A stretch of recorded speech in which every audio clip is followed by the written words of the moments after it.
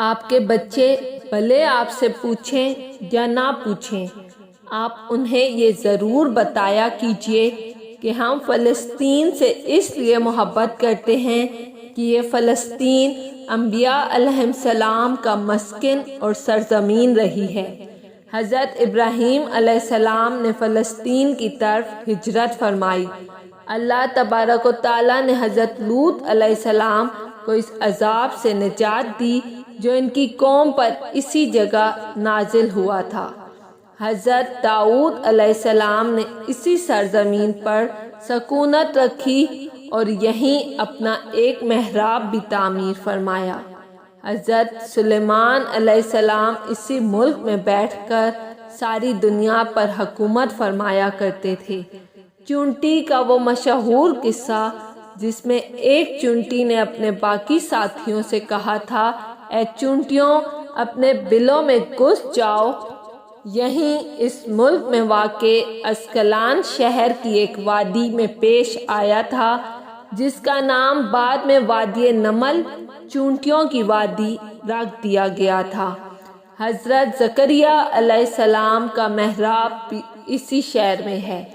حضرت موسیٰ علیہ السلام نے اسی ملک کے بارے میں اپنے ساتھیوں سے کہا تھا کہ اس مقدس شہر میں داخل ہو جاؤ۔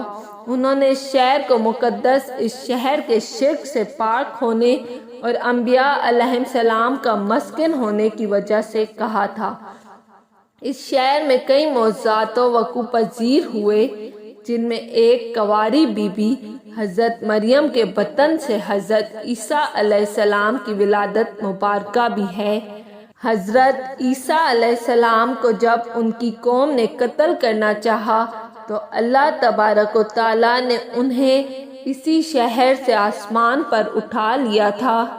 ولادت کے بعد جب عورت اپنی جسمانی کمزوری کی انتہا پر ہوتی ہے، ایسی حالت میں بی بی مریم کا کھجور کے تنے کو ہلا دینا بھی ایک معجزہ الہی ہے۔ قیامت کی علامات میں سے ایک حضرت عیسیٰ علیہ السلام کا زمین پر واپس تشریف اسی شہر کے مقام سفید مینار کے پاس ہوگا۔ اسی شہر کے ہی مقام باب اللد پر حضرت عیسیٰ علیہ السلام مسیح دجال کو قتل کریں گے۔ فلسطین ہی ارض محشر ہے۔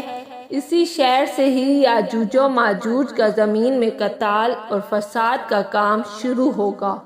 فلسطین کو نماز کی فرضیت کے بعد مسلمانوں کا قبلہ اول ہونے کا اعزاز بھی حاصل ہے۔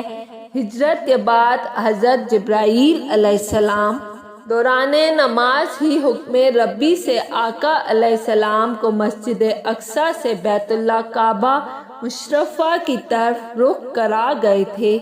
جس مسجد میں یہ واقعہ پیش آیا وہ مسجد آج بھی مسجد قبلتین کہلاتی ہے۔ حضور اکرم صلی اللہ علیہ وآلہ وسلم معراج کی رات آسمان پر لے جانے سے پہلے مکہ مکرمہ سے یہاں بیت المقدس لائے گئے۔ سرکار دو عالم صلی اللہ علیہ وآلہ وسلم کی ابتدا میں انبیاء علیہ السلام نے یہاں نماز ادا فرمائی۔ اس طرح فلسطین ایک بار پھر سارے انبیاء کا مسکن بن گیا۔ سیدنا ابو ذر رضی اللہ تعالیٰ عنہ کہتے ہیں کہ میں نے رسول اللہ صلی اللہ علیہ وآلہ وسلم سے عرض کیا کہ زمین پر سب سے پہلی مسجد کون سی بنائی گئی؟ تو آپ صلی اللہ علیہ وآلہ وسلم نے فرمایا کہ مسجد الحرام یعنی خانہ کعبہ۔ میں نے عرض کیا کہ پھر کون سی مسجد بنائی گئی؟ تو آپ صلی اللہ علیہ وآلہ وسلم نے فرمایا کہ مسجد اقصیٰ یعنی بیت المقدس۔ میں نے پھر عرض کیا کہ ان دونوں کے درمیان کتنا فاصلہ تھا؟ آپ صلی اللہ علیہ وآلہ وسلم نے فرمایا کہ 40 برس کا، اور تو جہاں بھی نماز کا وقت پالے وہیں نماز ادا کر لے، بس وہ مسجد ہی ہے۔ وصال حبیبنا صلی اللہ علیہ وآلہ وسلم کے بعد حضرت ابو بکر رضی اللہ تعالیٰ عنہ کو ارتداد کے فتنے اور دیگر کئی مشاکل سے نمٹنے کے لیے عسکری اور افرادی قوت کی اشد ضرورت کے باوجود بھی ارض شام کی طرف آپ صلی اللہ علیہ وآلہ وسلم کا تیار کردہ لشکر بھیجنا بھی ایک ناقابل فراموش حقیقت ہے۔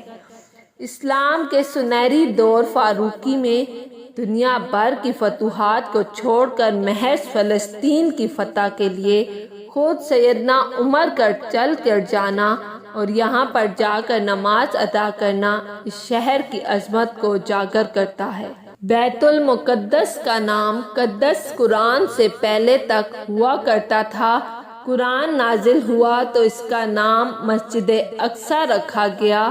قدس اس شہر کی اس تقدیس کی وجہ سے ہے جو اسے دوسرے شہروں سے ممتاز کرتی ہے۔ اس شہر کے حصول اور اسے رومیوں کی جبر و استبداد سے بچانے کے لیے 5000 سے زیادہ صحابہ کرام رضوان اللہ علیہم اجمعین نے جام شہادت نوش کیا اور شہادت کا باب آج تک بند نہیں ہوا۔